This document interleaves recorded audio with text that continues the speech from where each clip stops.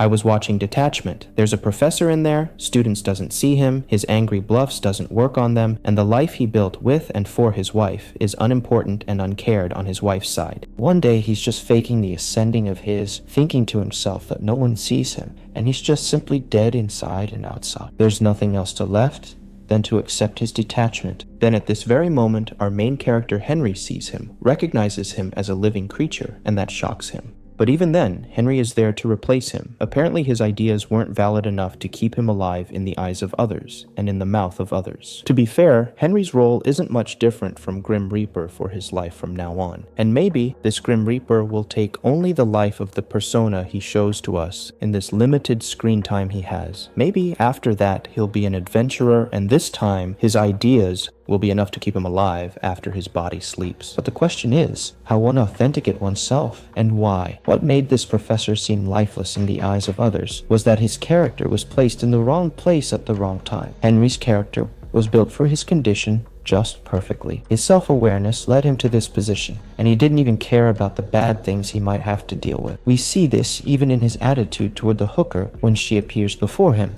We understand that his profession is a consequence of his character, as he treats the hooker like a student with a sincere but distant attitude. He is authentic. Our professor, however, does not fit this professional mold. He most likely hates his students and makes no effort to understand them. He just wants to do his job and thinks of nothing more. His stereotypical character doesn't inspire any thoughts. The professor is a personality who hasn't fulfilled his desires. There is a trait in Henry that I see in myself. It's a state of ambivalence where the fatigue you feel and the drive to live inside you combine and leave you stuck. You can't become aggressive, but you can't be calm either. The film calls it double think, but I would call it ambivalence. As illustrated in the film, this ambivalence feeds on desire. When you see yourself as ugly and say you should be beautiful, there is a famous idol in your mind. For a while, you burn with the desire to be like them, then you fall into depression, thinking that your life is dull and you can never be like them. As the world becomes increasingly depressing, the masses are lulled by celebrities, forgetting rebellion and reaching a level of sympathy where they identify their own lives with those of celebrities, evaluate their entire lives from the perspective of celebrities, are content with only seeing their dreams realized by others despite dreaming them for themselves, and essentially consume celebrities as antidepressants. Sometimes the lives of celebrities teach them lessons. They learn what not to do, or they see celebrities living superlatively, feel envious, but think this is a divine power, that they are chosen people and they don't take action. At their core,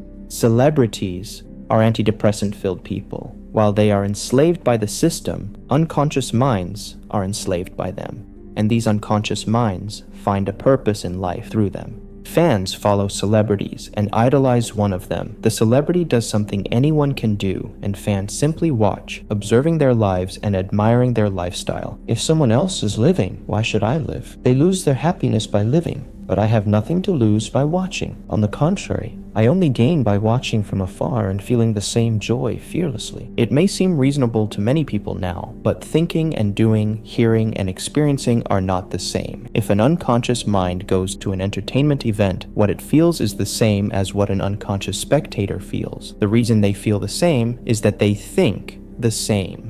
So those who claim otherwise are not different people, and the ideology is still a false one. Some people are adventurous. They think they live, but they don't live either. They live their ideologies outwardly. What is living? Living is something only a living being can do. Being alive is identification. Identification is existence. When power is identified with tyranny and supremacy over the masses, if you are not a tyrant, if you see everyone as equal, what you identify with becomes goodness. But this still does not make you alive. A person finds a place in the school of goodness, but they do not become themselves. They perpetuate the ideology. They do not live their own life. While trying to be different, they get caught up in the school of awareness, and still cannot be different. I cannot give you a term for your existence, because no known term can make you exist. By existence, I mean being undefined. But I say existence because I could not define it otherwise. This is not something someone else can tell you, but someone else is necessary to define what you will identify with. Fame is necessary for identification. The mystery of existence must be sought not in definitions, but in the undefined. Definitions are quite dangerous. One person may say something is right, while another may say it is wrong, and while the truth simply stands in the middle, opposing ideas, conspiracy theories, and emotions can completely overshadow the ability to question. The truth is not relative, just as human nature is not relative. In hunter-gatherer societies, eating is eating, sleeping is sleeping, you have to fight for food, you have to make peace for sleep. This phenomenon is repeated in different variations today. But in the modern world, most people think that life is complicated, that simple human emotions and material things are also complicated. Yet life is as it always has been. Even the richest person defecates, whether they have a gold-plated toilet or use money instead of toilet paper. The hunter-gatherer's need to carry stones and climb trees to eat does not make them different from us. They get tired after carrying stones, and a construction worker gets tired after carrying concrete. We're not smarter than them. It's just that things that are fundamentally simple have become more complex, so we're people who think more and worry more. If a caveman suddenly entered a modern person's home, he wouldn't understand most of what the modern person would say or show him, but not because he's stupid, but because the only thing they had to think about all this time was their stomachs and their families. Modern humans still have primitive instincts. They haven't fully adapted because the path we've taken is destroying humanity. Even if people don't want to believe it because of concepts like post-truth, the person inside them knows it. This isn't a conspiracy theory, it's a blatant truth. Fighting is a primitive instinct, and it is being destroyed by politeness. Sex is a primitive instinct, being destroyed by more important priorities or the nonsense of capitalism that commodifies this. Waking up in the morning and going to bed at night is a primitive instinct, and many people suffer from insomnia. Shyness and timidity are primitive instincts as a defense mechanism, and these people are being destroyed with drugs in order to fit into modern society. Or these people become depressed and think they are failures, but many personality disorders are disorders because the system forces you to be neurotypical. Loving is a primal instinct. Bonding, not being able to separate, neediness is a primal instinct, and it is being destroyed with labels like selfish, perverted, emotional, weak, powerless, because loving is unnecessary in the future, because loving can be obtained with a box of pills, with online dating, with a robot, and this will be desirable because the reason desire destroys you, instead of developing you, is that desire is divided in two. The desire to desire and the desire to achieve. Instead of immediately enjoying and savoring an apple that happens to come their way, modern people focus on the means to obtain that apple and spend their lives pursuing those means. Eventually, that apple becomes just a routine for them, and it happens to appear in front of another person. This person immediately pops it into their mouth.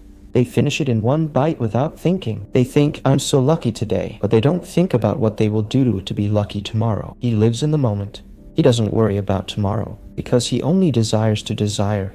He doesn't care. That apple is a miracle for him. It is beautiful, because it is a miracle. For modern man, this desire becomes more of a burden than a pleasure, because he wants it to be permanent and only his, rather than a momentary pleasure, and the possessions he has become the center of his life rather than the person himself. This situation causes the desire to achieve to take on the wrong shape, and leads people who think they have achieved many things to become consumption addicted, depressed, and arrogant. The desire to achieve either fills people with peace or impatience. It either causes them to lose themselves or to complete themselves. However, completion may not be identification. If a person's desires are not something they can identify with, completion simply means that there is nothing to lose or gain, no desire or anxiety remaining. But even if a person is unaware of a desire, they can identify with it must exist. It can appear in a fight, in a dream, in a moment of fear, in a moment of happiness, in any sudden reflex, or even in a subject they pay no attention to or make fun of. This hidden desire cannot be obtained by manipulation. It comes from within and must remain untouched. It can be inspired, but if the person cannot add a different, new interpretation to what is said from every angle, it is not inspiration, but plagiarism. Unlike the desired desire,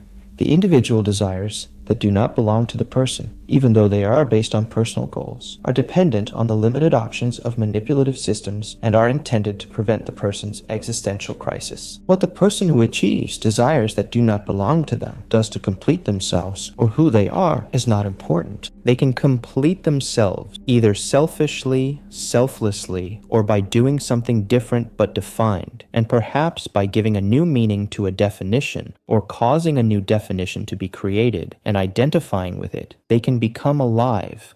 However, if someone else is selfish or selfless, this time it can make the definition itself more alive, independent of individuals, rather than the person or the group. In other words, people can perpetuate ideologies rather than themselves. Identification is not existence, but a signature, because it is an individual mask in a collective order. Its inevitability is to be fluid, like life, it is to be water. But to be water is also to be empty. If you cannot attain what you desire and have magnified it to the point where it seems unattainable, you must surrender yourself to the meditation that this awareness will bring for your own good. Water into a bottle, it becomes the bottle. You put it in a teapot, it becomes the teapot. Now water can flow, or it can crash. Be water, my friend.